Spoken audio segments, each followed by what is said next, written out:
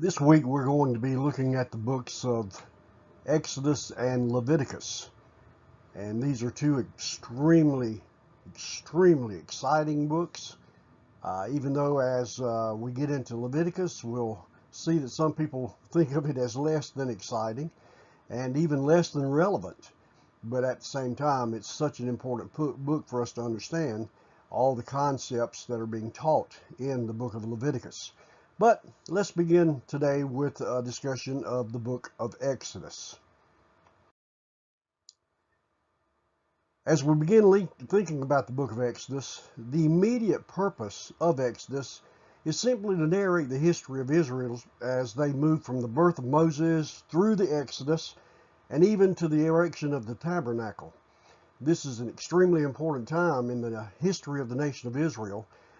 It sets the foundation, actually, for everything we're going to see after as we move along through the history of Israel in the Old Testament. So the book of Exodus is certainly a vitally important book for us to understand all the teachings that are contained there. Thinking about the book of Exodus and thinking about some way to actually summarize the contents of the entirety of the book, it could actually be summarized by the caption plagues and precepts. And as we go through our discussion today, we'll discuss as to why that is true, why it can be designated as plagues and precepts. First half of the book of Exodus actually concentrates on all of the different ways God manifested himself to the people of Israel as well as to the people of Egypt. And so we see that these are manifestations of the power of God, and they all result in the glory of God in various ways. And so the first half of the book deals with that. As we get into the second half of the book, it contains a vast number of precepts that God gave the people by which God was going to govern the people. And we have to remember that the people of Israel have been in Egyptian bondage now for well over 400 years.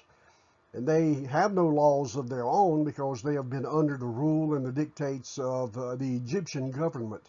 So God is now going to make a lawless people have law to govern them so that they can live in civility. And so the second half of the book contains those precepts by which God was going to govern his people. Thinking of a theme that we might give to the book of Exodus, we could say that the theme is the redemption of the nation of Israel. And again, we're thinking of redemption here in physical terms with spiritual implications. So the important thing is to remember that God is now redeeming the nation of Israel. And then there is an abiding lesson in Exodus, and that is deliverance is essential.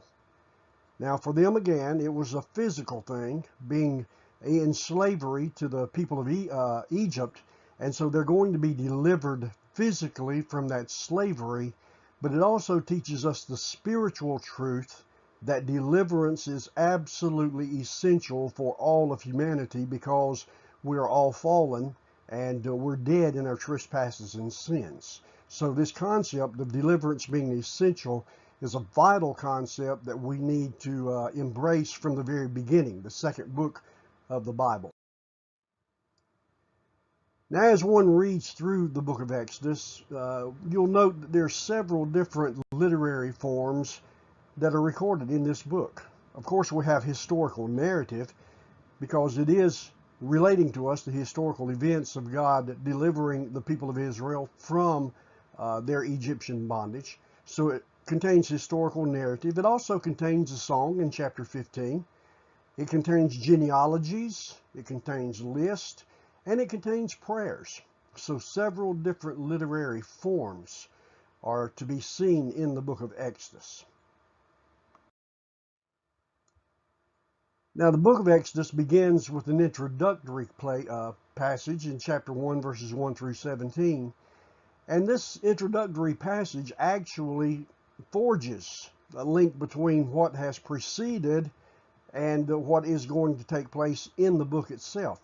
So those 17 verses of chapter 1 are extremely important for us to embrace and understand, because they do bridge that gap between the end of Genesis and the beginning of the book of Exodus.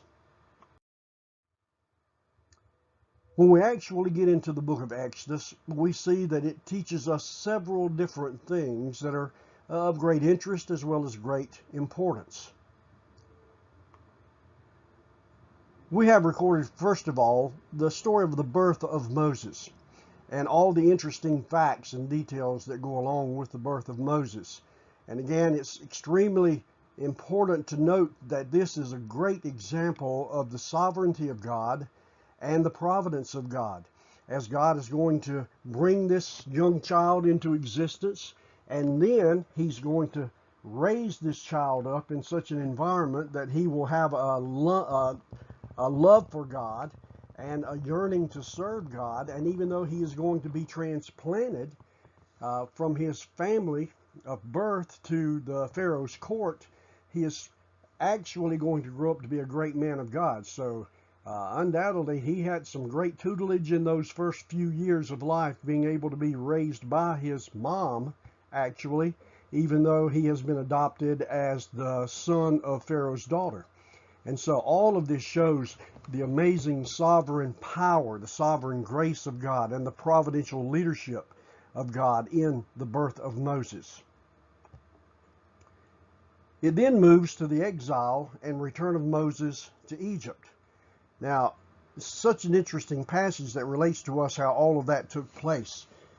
Obviously, when we read Exodus 1 and 2, it's vitally important to understand that Moses is being led by God even when he obviously does not know that he's being led by God.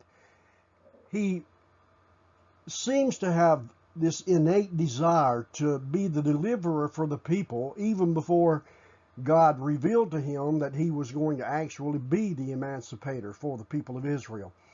It seems that when he went out and slew the Egyptian, that he felt that he needed to come to the aid.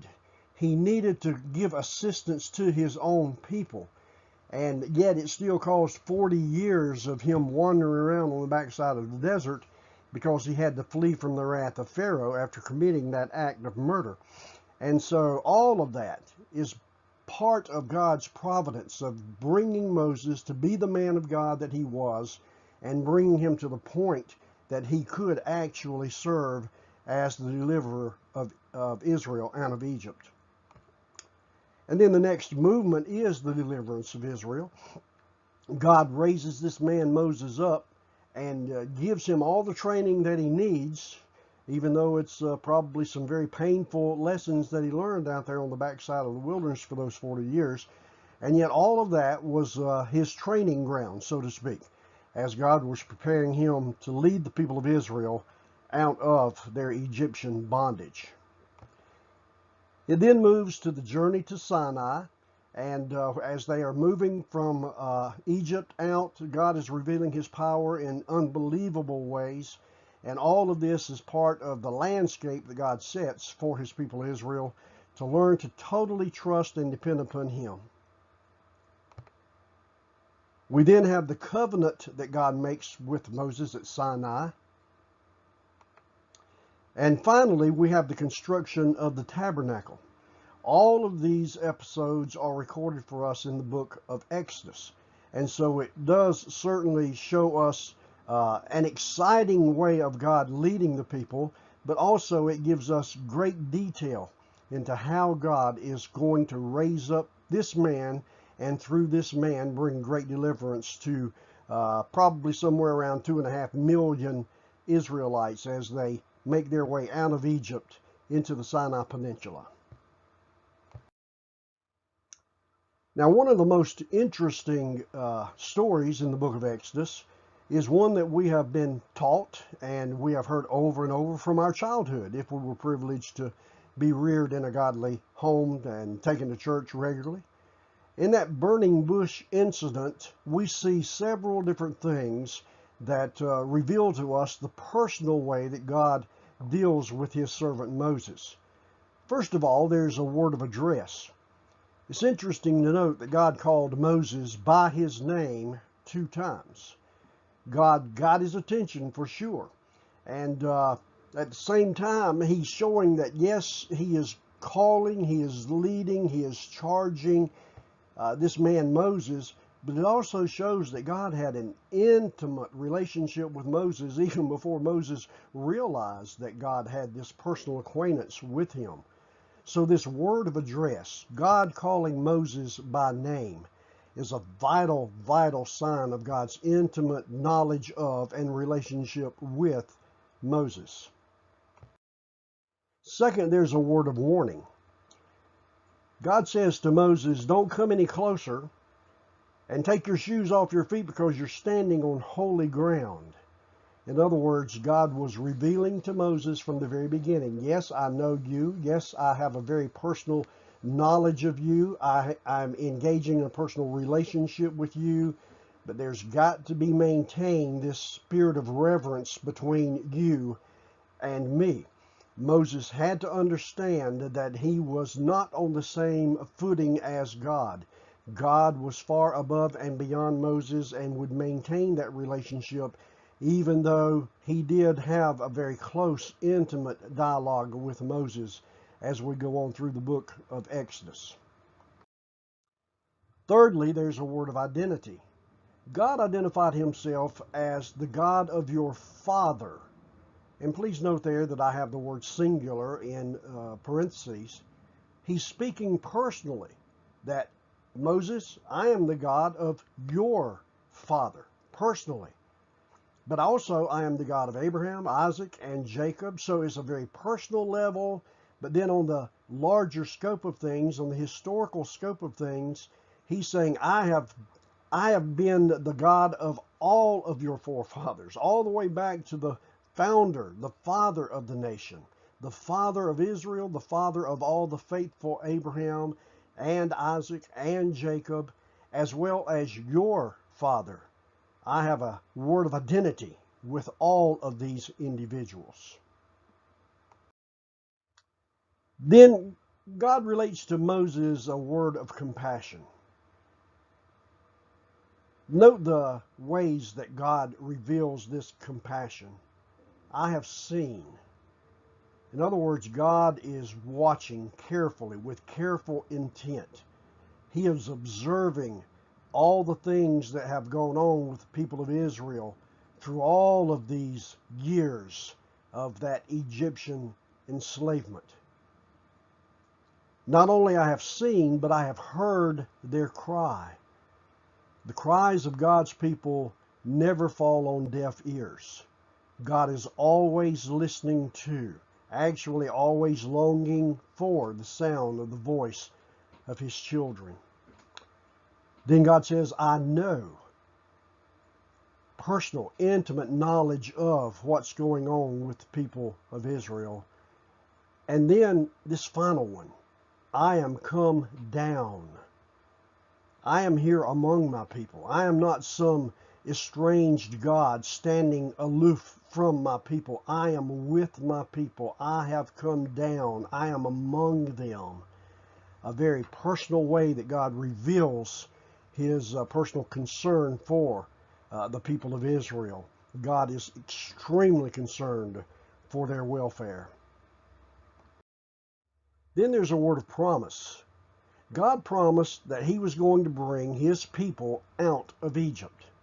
And not only going to bring them out of Egypt, but then to bring them into this wonderful land that is described as a land flowing with milk and honey, a land of plenty, a land of prosperity that God promises Moses that he will give to his people. A word of challenge. Moses was then informed by God that he was the one that was being sent by God to lead the Israelites out of Egypt. You know, I read this passage of Scripture and I'm always amazed that it seems that Moses was just so intent and so pleased with what God was saying that he was going to do. I have heard the cries of my people. I've listened to them. I've observed what's going on. I am coming down to be among them, to be personally involved in their deliverance. And then when Moses hears that God is choosing him to be the deliverer, then Moses sort of changes his tune. You know, it's all great when we hear the wonderful words of testimony of how God has brought people out of spiritual bondage into spiritual light and life. And yet when we personally hear the challenging call of God on our lives to be involved in the deliverance process, then sometimes we do as Moses did. We balk at it. We say to God that I can't do that. I'm not equipped to do that. I don't have the abilities to do that. And yes, we're just following in the footsteps of Moses. And yet we ultimately see that Moses does accept the challenge of God and do the work of God, even though he felt so inadequate and so ill prepared to tackle that task. It's a great reminder to us of our desperate need to always maintain a sense of our inability, our weakness, our frailty in doing the work of God that he's assigned us to do. Now, as we move on, we see that Moses accepts the challenge. He and Aaron make their way over to Egypt, to the court of Pharaoh, and then there's this confrontation that takes place between Moses and Pharaoh. God is now going to reveal his power in unmistakable, powerful ways, just so that his power can be revealed to the people of Israel, of course, so that Moses' calling would be verified and validated, and also to reveal God's power to the people of Egypt as well as to all the people of the world. And so God performs through Moses this series of 10 plagues that is going to ultimately result in that final plague of the death of all the firstborn in Egypt, to reveal God's power and to finally convince Pharaoh to not only let the people go, but actually demand that they go. And all of these plagues, these 10 plagues, are recorded in chapter 7, verse 14 through chapter 12, verse 36. We've got the plague of blood. The rivers and streams and all the flowing water in Egypt turned to blood. The plague of frogs, where the land was completely filled with frogs. The plague of lice, same thing. The plague of flies. The plague of pestilence in all of the livestock. And the interesting thing is, the plague on the pestilence on livestock affected all the livestock of Egypt, but didn't affect the livestock of Israel. And so God is revealing his power against one entity, Egypt, and on behalf of the other entity, Israel. Then we have the plague of boils, the plague of hail, the plague of locusts, the plague of darkness, and ultimately the plague of death.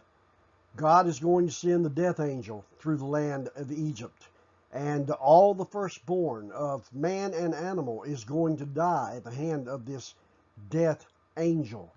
And this is such a powerful lesson, not only describing and relating to us the incidents of how God does this in such a powerful way against Egypt, but also how he does it in such an intimate, relational way to protect the people of Israel from this same plague of the death angel.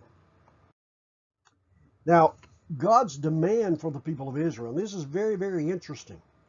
His demand to the people of Israel to be spared the ravages of the death angel was that they were to take a lamb, slay the lamb, take the blood of the lamb and smear it across the doorpost and the door lintel, and then they were to eat the lamb, and they were to eat it with unleavened bread.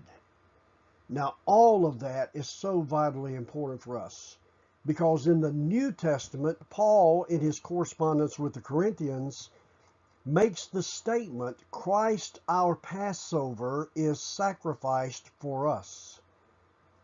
The Passover lamb, the slaying of the blood of the Passover lamb, The smearing of the blood across the door, a post and lintel, as an identification of the people with God, is the only thing that saved them. Now, please note carefully. According to the passage, if any family in the nation of Israel decided not to do what God had commanded them to do, had they not killed that lamb and spread the blood of that lamb on the doorpost, then when the death angel passed through that night, if he did not see the blood on the door, he would enter the house and take the life of the firstborn. It was not the fact that they were born Israelites. It was the fact that they had the blood of the Lamb as their protection. Now, unleavened bread, along with that, is that Jesus Christ is the bread of life, and leaven in the Bible represents sin, and so unleavened bread illustrates the sinlessness of Jesus Christ. So all of this is seen clearly in the establishment of the Passover feast, and it is still intact today. As a matter of fact, every time we participate in the Lord's Supper, we are participating in a part of the Passover celebration. There was a particular cup and a particular piece of bread in the Passover celebration that Jesus used to say, "This is my body and this is my blood." So Jesus did not institute the Lord's Supper at the addendum of the Passover celebration with his disciples on the night of his betrayal. No, he was establishing the fact that this celebration of Passover was the Lord's Supper. They're actually one and the same. So for Christians to be able to understand the significance of the Passover celebration in the Old Testament is to help us to better appreciate the celebration of communion that we celebrate regularly in our churches. Now, the book of Exodus then moves on with telling us about the fact that the people of Israel were in desperate need of a constitution and a law. And so God is now going to reveal the law to Moses so that he can then convey the demands of the law to the people of Israel. The Bible tells us that there are at least 6 reasons, possibly more, but at least 6 reasons for God giving the law to the people of Israel. First and foremost, the law of God revealed God's glory and holiness to the people of Israel. The law serves a tremendous purpose, not only in giving the people guidelines of civility, but also to reveal how important it is for them to understand the concept of God's holiness. The law demanded, just as God is holy, we are to be holy. And God himself establishes the standard of that holiness, and then he gives that law to us, to the people of Israel, so that his glory and his holiness could be manifested and revealed and understood. Secondly, the law manifested the sinfulness of man. Now, it's very, very interesting that when we come over into the New Testament, especially in the writings of Paul, Paul is going to establish for us that the need of the law was basically, first and foremost, to reveal to us our own wretchedness, to reveal to us that we are in desperate need of deliverance. Again, the message of Exodus is God's deliverance for his people. And in the spiritual sense, then we are in desperate need of God's deliverance because of the horrible wretchedness of our fallen nature. Number 3, the law marked Israel as God's chosen people. God gave this law to his people, Israel. They had been in the land of Egypt for over 400 years. They had lived under the umbrella of the laws of Egypt, even though the laws of Egypt protected Egyptian citizens and not so much the people of Israel, because they were not citizens of Egypt, they were slaves of Egypt. And so God's law given to Moses on Sinai marked Israel as God's chosen people. He's giving them his law that will identify them as belonging to him. Number 4, it gave Israel a godly standard by which they could continue to inhabit Canaan. Now, we have seen already that God has made an unconditional covenant with Abraham. In other words, God said to Abram, "This is what I'm going to do, no strings attached." Well, the law of God reveals that there is a conditional promise of God. He's giving them a standard by which to live, and as long as they maintain the commitment to and the living out of the principles of that law, they would continue to enjoy the blessings of the land of Canaan. However, there's also a flip side to that. If you disobey, you will suffer the judgment of God. So here's a conditional promise of God contained in the law. Number 5, it prepared Israel for the coming of the ultimate seed of Abraham. In Galatians 3:24, Paul identified Christ as the seed, singular, of Abraham, which is the fulfillment of this law of God, that there is going to come this promised seed. And so even in the book of Exodus, in the law that God gave, we've got the promise of this coming Messiah, this coming chosen one of God. And then finally, the law illustrates in different forms and in different ways the ceremonies and the person of the work of Jesus Christ. So we see some wonderful reasons as to why God gave the law. And it shows us that the law far exceeded the nation of Israel. It is a law that is intended to bless all of the inhabitants of planet Earth, including us down to this very present day. Now, when we turn our attention from the law itself to the principles of the law, God then gave 10 specific laws that we call the 10 Commandments, and they are recorded for us so that we might learn the standards by which God has given.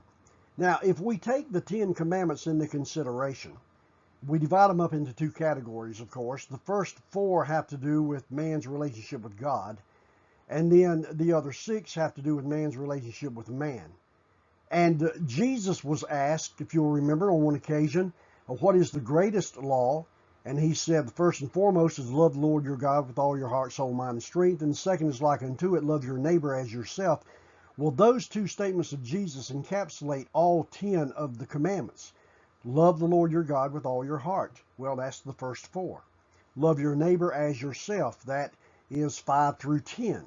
And if we give ourselves to obeying those 2 commands of Jesus, then we will always be in obedience to the 10 commandments in the Decalogue. So quickly, let's just think about those 10 commandments. The first is to have no other gods before me.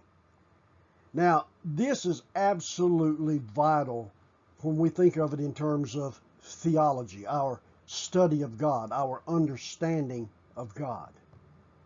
According to this one, first and foremost of the 10 Commandments, have no other gods before me. Well, the assumption is threefold. It is possible to worship surrogates of God. Now, we can have other gods before us. We can bow down to certain gods that take our worship, our state of worship, away from God and places it or displaces it onto other things. Sometimes those forms of worship seem rather attractive. Excuse me. And number 3, we all have a tendency to move in that direction, to move in a direction of having other gods along with the worship of the true God. So the first commandment rules out that possibility. It doesn't take the possibility away. Of course, because just the giving of this law lets us know that the possibility of breaking this law is a reality. So we need to maintain our commitment to, our total commitment to God and God alone. Secondly, we're to have no graven images. Now, here we're speaking of the how of worship. We're not to have any graven images whereby we bow down. And we can think of all types of illustrations of this where people have made man-made images and bowed down to them. We can think of other world religions even today that has their statues and their figurines that they bow down to and they pray to and they actually worship. So we're to have no graven images of anything that would cause us to have our heart moved in worship towards something other than God. Number 3, don't take the name of the Lord our God in vain. Now this goes far beyond just using God's name in profanity. As a matter of fact, it can be taken to just using the name of God in a thoughtless way. Sometimes you'll hear people have little phrases that they use. When something happens, they'll just inadvertently just blurt out something that uses God's name. And we need to be very careful. Anytime we speak the name of God, it needs to be in reverential ways. It needs to be in a spirit of worship. We must guard ourselves against using God's name in any way other than a way of worship and praise. His name is never to be misused or abused or used in a demeaning, derogatory, irreverent way. Number 4, observe the Sabbath. God had established this himself by his own actions and creations. He had 6 days of creative activity, and then he rested on the 7th day. And then he gave this law that demands of us that we have that day set aside as a day of rest and a day of worship. Then he gets to those other 6 commandments that deal with our relationship with other people. First of all, he says, honor your parents, honor your mother and father. And it's interesting that this particular command actually has a promise that goes along with it. He said that if you obey this law and you do honor your mother and your father, you'll live a long life in the land that God's giving you. In other words, God is saying this is a way to truly, truly add blessings to your own life if you will bless your parents and honor your mother and your father. The 6th commandment is do not kill. Now we understand that killing sometimes is a necessity. But the point here is that I'm not to kill in the sense of I'm going to take another person's life with anger, with maliciousness in my heart. I am not going to murder someone. Now again, we know that there are times that we have to defend ourselves on the battlefield. We're not out killing our enemies maliciously with ill intent. It's just a matter of warfare. So we understand that there's a distinction here between killing and murder. And this specific 6th commandment in the Decalogue is prohibition against murder, malicious killing, taking the life of another person. No adultery. This simply protects the sanctity of marriage. God has created man and woman. He has put them together in a permanent bond of marriage. And Jesus said that what God has joined together, let no one separate. And so adultery is forbidden. We're never to go outside the bounds of marriage and engage in sexual relations with anyone. No stealing. It's protected the property rights of individuals. And so taking something that belongs to someone else is absolutely prohibited by this 8th commandment. No lying.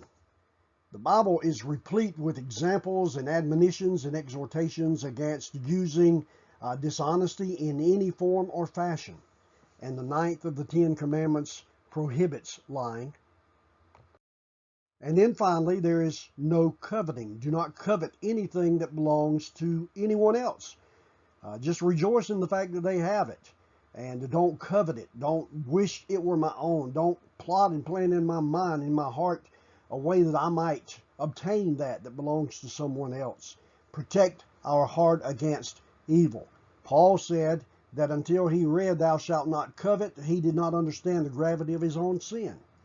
So coveting is forbidden. Someone has said that the 10th commandment is broken every time you break one of the other 9 commandments. And if you think about it, that's pretty accurate. You have to commit the act of coveting before you break any of the other 9 commandments. So it's a vitally important commandment. Now, as we come to the conclusion of our discussion of an overview of Exodus, just a few more thoughts here, turning our attention from the principles of the law, the precepts of the law. In chapter 21 through 23, we've got the precepts of the law in relation to servants, penalties, abuse, justice, worship. And so God is establishing a very clear, concise law that is going to be used to govern his people for their entering into and being established in the land that God has long ago promised. Now that brings us to a conclusion of our overview of Exodus. So now let's turn our attention to an overview of the book of Leviticus. Someone has said, I can't remember why I came across this quote, but someone has said that Leviticus is a dust heap containing a single pearl. You shall love your neighbor as yourself. Chapter 19, verse 18.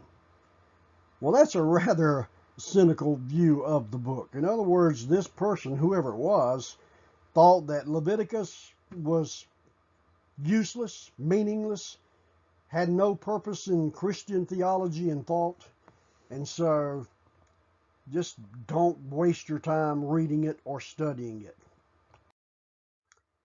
When we just casually read through the book of Leviticus, now I've had some people who have come to me and said through the years, I can't casually read the book of Leviticus.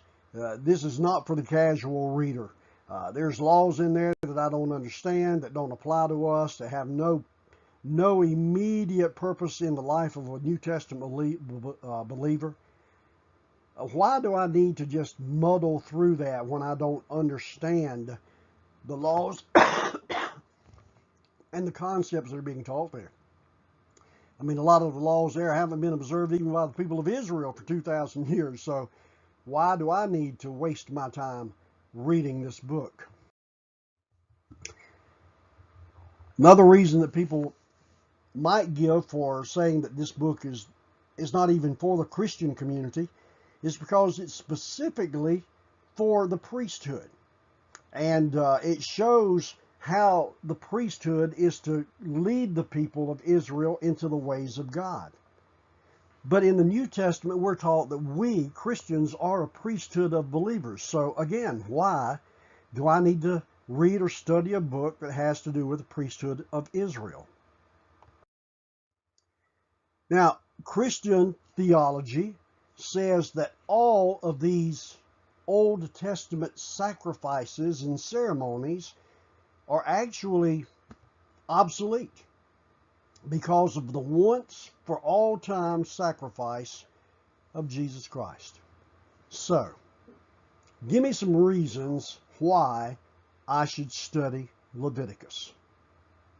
Well, I'm glad you asked. We need to understand that the Bible, in its entirety, all 66 books, is a Christian book. When we think of the Bible that Jesus himself used, then we have to understand that Leviticus was part of that Bible.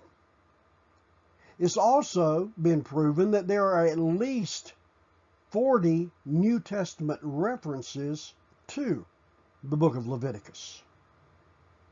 So what actually appears to some as perhaps being a waste of time to read and study this book, actually proves to be a gold mine. It's not a wasteland, it's a gold mine for those who will take the time to study and learn how this book actually sheds so much light on New Testament theology. All right, so let's think about it. Why study Leviticus?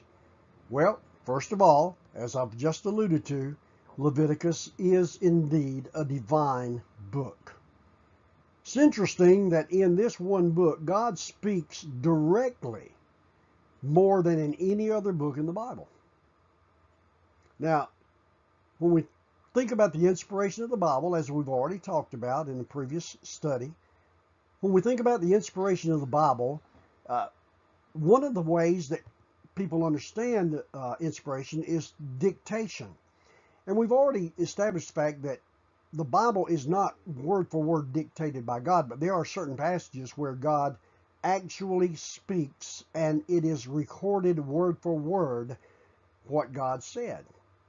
Well, 56 times this book claims that God gave the laws to the people through Moses, and it used direct dictation from God more than any other book in the Bible. I think that in and of itself, if for no other reason, that gives us plenty of reason to study the book of Leviticus. Number two, Leviticus is a legal book. It gives us laws of God, and some of these are general laws and some are very specific laws. Some are very severe, while others are very merciful. And it contains those 5 areas listed on the screen: civil law, ceremonial law, moral law, religious law, and sanitary laws. Leviticus is a priestly book. Actually, the title of the book, Leviticus, would suggest that it is more to do with the Levites, the priestly tribe of Israel. And so it's a book that gives the people of Israel guidelines and instructions for them from the priestly perspective. And it gives instructions to the priests themselves as to how they are to be representatives of God to the people of Israel. Leviticus is a picture book. Now, what I mean by that is that there's so much typology, so many types, pictures in words of how God is laying out his plan of redemption, not only for the people of Israel, but also spiritual implications for all the people of faith of all time. Now, the last event in Exodus, which is the erection of the tabernacle, has a date tagged to it. It's the first day of the first month of the second year of the Exodus. First day of the first month of the second year of Exodus. Now, when we go to Numbers, and the first event in Numbers, which is the census at Sinai, that's dated to the first day of the second month of that same year. So, that leads us to understand that Leviticus covers only 1 month of time. So, the law given and the details of the historical narrative there only cover 1 month. Very, very short period of time is recorded in the book of Leviticus. Now, when we think of Leviticus, it is an absolutely essential part of the Pentateuch and the sequence of events in the Pentateuch for these reasons. Genesis, as we've already seen, identified God's remedy for man's ruin, and that is the seed of woman. And remember, we've already alluded today to the fact that Paul says in Galatians that Christ is the fulfillment of the seed, singular, of woman. The seed. not seeds, but seed. And he's also the seed of Abraham. So Genesis identified God's remedy for man's ruin, and that is Jesus Christ, the seed of woman. Exodus then revealed God's answer to man's cry, man's desperate need of help, and that's the blood of the Lamb, again pointing to Jesus Christ. And now Leviticus speaks of God's provision for man's need, sacrifice and priesthood.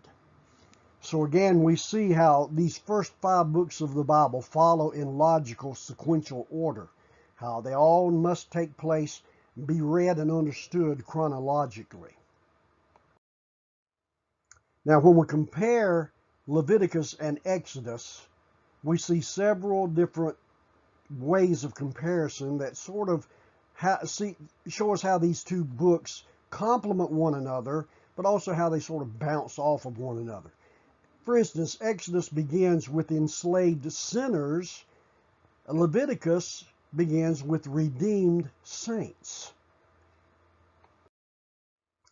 In Exodus, God got his people out of Egypt. Now note carefully, in Leviticus, God establishes a plan by which and through which he would get Egypt out of his people. They've got to go through a process where they're no longer identified with Egypt. They have to come to the point where they're identified as the people of God, living by the law of God. So God is beginning a process through the law of Leviticus to get Egypt out of the people, so that they become not only actually the people of God, but they begin living out the principles of being the people of God. Exodus is a book of deliverance, and it emphasizes the necessity of sacrifice. Leviticus is a book of dedication, and it sets forth the doctrine of sacrifice. So one presents to us the fact of sacrifice, the need for sacrifice. Leviticus actually teaches us the doctrine of sacrifice. In Exodus, God speaks from the mount, and he appears and approaches man. In Leviticus, God speaks from a tent, an earthly tabernacle, and man learns how to approach God appropriately and worshipfully. Exodus dwells at length on the erection of the tabernacle, whereas in Leviticus, tabernacle duties are then set forth. So the tabernacle, the instructions for the erection of the tabernacle are given in Exodus, and the actual erection takes place. And then in Leviticus, we're given the priestly duties that have to do with the tabernacle and how it allows man to approach God. Now, quickly, let's just do an overview of Leviticus. The first half of the book charts the way that man can gain entrance into the presence of God. Chapters 1 through 7 describe the 5 basic sacrifices through which an Israelite could approach God. And all of those sacrifices are essential for the people of Israel, so that they might maintain a fellowship with and relationship with God. Then in chapters 8 through 10, we've got the law of mediation. And this is identified through the Aaronic priesthood as man's avenue approach to holy God. Now we'll see in a few minutes, as I give a comparison between the Aaronic priesthood and the priesthood of Christ, how these things are fulfilled in Christ. But here in chapters 8 through 10 of Leviticus, the Aaronic priesthood is God's revealed plan for man to approach him through that earthly mediator, a human priest. The law of separation is in chapters 11 through 15, and it emphasizes how the people of Israel are to maintain a pure, holy, sanctified, separated walk with God through eating pure foods, maintaining good, pure bodies of cleanliness, having pure homes that are rid of mildew and other things that might be detected in the homes and actually cause the home to be destroyed because of the entrance of these different mildews and molds that could actually cause severe disease and even death. The law of expiation is in chapter 16, and it provides a way for the entire nation of Israel to approach God on the annual Day of Atonement, where all the sins of the previous year are covered over by the blood of that sacrificial animal. Chapter 17 then serves as kind of an appendix to the first half of the book of Leviticus. Then as we get to the second half, the second major division in the book of Leviticus, it tells us how to maintain a relationship with God and a close fellowship with God. Chapters 18 through 22 speak of the law of dedication. Israel was not to follow the leading of Egypt or of Canaan. In other words, God is establishing them as His people. He is giving them the standards of His law, and He is demanding of them that they no longer follow the laws, the guidelines, the worship practices, the false deities of Egypt or the land of Canaan into which they're going to eventually go. So God is giving them this law of dedication, which reveals to them how they are to dedicate themselves totally and completely to Him. Chapters 23 through 25 reveal the law of feast.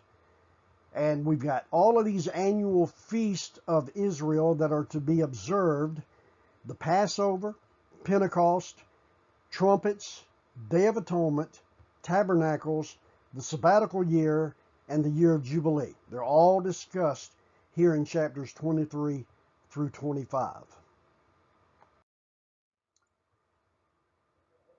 Griffith Thomas, in his book Through the Pentateuch, he's given us what I think to be a tremendous analysis of the teachings of Leviticus under 7 heads.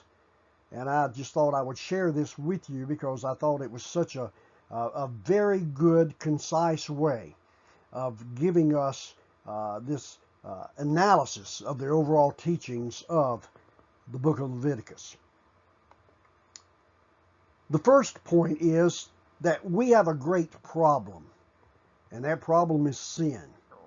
We're all sinners. We've all fallen short of the glory of God. The nation of Israel depicts that great problem of the sinfulness of humanity. Number 2, the great provision, sacrifice. The sacrificial system of the Levitical priesthood all point toward the ultimate sacrifice of Jesus Christ. That God provided them a way of atonement, of covering over their sin. God ultimately provides the way of propitiation, the dealing with the wrath of God through the sacrificial death of Jesus Christ. Number 3, the great power, priesthood. In the Old Testament, the Aaronic priesthood was the way through which man could approach God. The Aaronic priesthood points ultimately to the ultimate priesthood, which is Jesus Christ. The great plan. God gave them this plan by which their sins could be atoned. On the Day of Atonement, the annual Day of Atonement, where the blood was taken into the Holy of Holies and given there to cover over the sins of the people of Israel. The great possibility is access to God. How can sinful man approach holy God? Well, the book of Leviticus teaches us that God has opened the way through the priesthood for sinful man to approach God. Number 6, the great principle. God's demand is for holiness. Be holy as your Father in heaven is holy. And then number 7, the presence of God, the great privilege. We have the privilege of entering into the presence of God, depicted in the Old Testament book of Leviticus through the priesthood, but ultimately to us through the fact that Christ has torn the veil of the temple from top to bottom, giving access to God through him, not through an earthly priest any longer as in the Aaronic priesthood, but through Jesus Christ himself. Now, let's think for just a couple of minutes here about the fact that Jesus is described as a better high priest. And this is a comparison of Jesus with the Aaronic priesthood.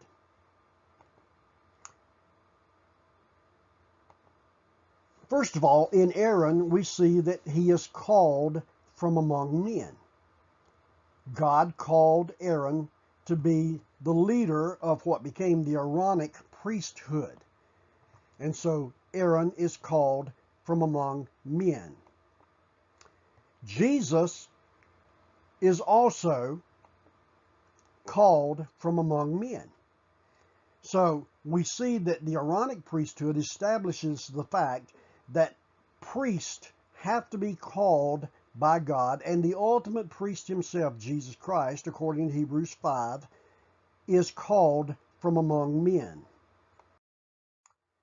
Aaron is spotless in dress, whereas Christ is spotless in character.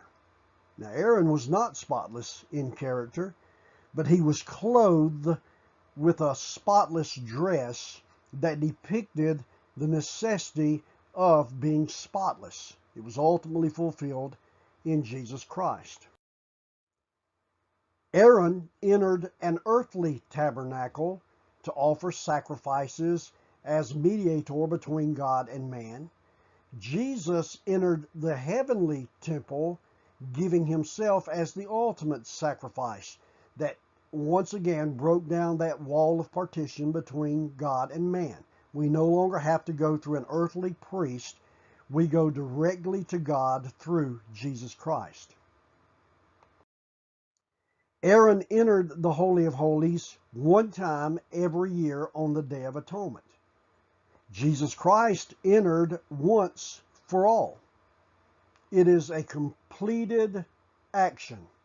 Jesus Christ died once, and it settled the issue between holy God and sinful man.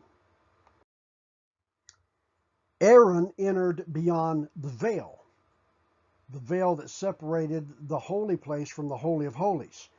Jesus Christ tore the veil from top to bottom, which shows that there's no longer this wall of partition between us and God. We have access to God the Father through Jesus Christ. Aaron had to offer sacrifice for his own sins before he could offer sacrifice for the sins of the people. Jesus offered only for our sins because he had no sin of his own that needed to be appeased. Aaron offered the blood of animals. Jesus Christ offered his own blood as the ultimate sacrifice. Now let me close this study of Leviticus by giving a quick overview of the 7 feasts of Israel. And these again are found in chapter 23 of the book of Leviticus. First we have the Feast of Passover. Then the Feast of Unleavened Bread. And then the Feast of First Fruits. Now these 3 feasts take place within an 8-day period of time. Takes place at the spring equinox, the first full moon of spring. Now, it's interesting that Jesus is identified by Paul as our Passover and unleavened bread. He's also identified as the first fruits. Now, when we consider that these 3 events took place within the confines of 8 days, and then we compare that with the last week of Jesus' life, we see the fulfillment of these three feasts. Jesus is our Passover, Jesus is our unleavened bread, and Jesus is our first fruit. And all of these have been fulfilled. Now, the fourth feast, the Feast of Weeks, or the day of Pentecost, takes place again 50 days later. All of these have already been fulfilled on the Christian calendar. Jesus Christ fulfilled the Passover, unleavened bread, and first fruits. The day of Pentecost, fulfilled in the book of Acts, fulfilled the Feast of Weeks as depicted in these 7 feasts of Israel. And that leads us up to the next 3, the last 3 of those feasts, the next of which is the Feast of Trumpets. Now, on the Christian calendar, of course, this would point to the rapture of the church. When the trumpet shall sound, the angel shouts, and the Lord descends. Well, that's the next huge event on the Christian calendar to which we're all looking to. After that is the Day of Atonement. And this is the day, again, when the priest goes into the Holy of Holies and pours the blood of that sacrificial animal to make atonement. Well, there's going to come this Day of Atonement where the people of Israel are going to once again have their sins atoned, but yet ultimately not only atoned, but propitiated through the blood of Jesus Christ. And that ushers in the final of those 7 feasts, the Feast of Tabernacles, when God fulfills his promise to dwell with his people. So all of these feasts are depictive of the Christian church era, beginning with the death, burial, and resurrection of Jesus Christ, and culminating with the Feast of Tabernacles, where we will ultimately and eternally live with God. So, hopefully you see now that the book of Leviticus is not a wasteland, but it is truly a gold mine of so many wonderful eternal truths that God has given to us. So I trust that this has been a beneficial time for you, and I trust that as we move on into our studies of the other books of the Old Testament, this has now laid a groundwork for what we're yet to see as we move further.